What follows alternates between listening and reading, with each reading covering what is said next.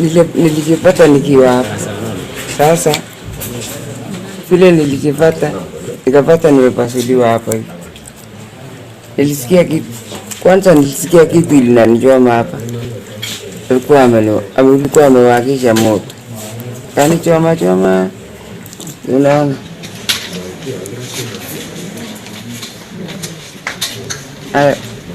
Kufika kwa casualty juu ilikuwa first aid, ingefaa kupewa first aid.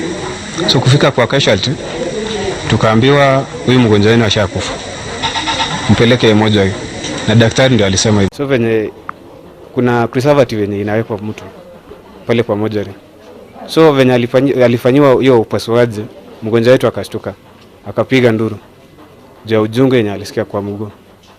So hapo moja akatenda na akaenda akakuja casualty, akamuita daktari. I would like to tell you what happened to the patient who was brought yesterday around 7:40 by the relative.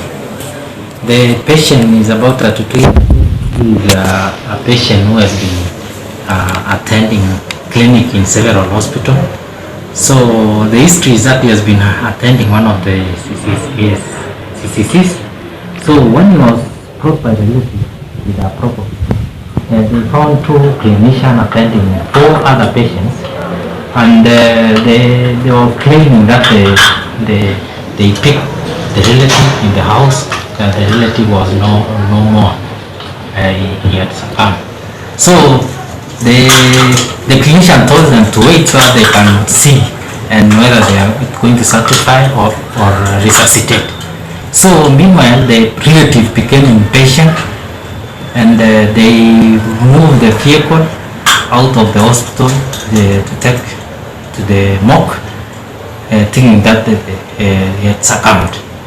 Reaching the mortuary, they found a mortuary attendant, whereby the mortuary attendant confirmed that it was not actually a body, but the guy was still alive.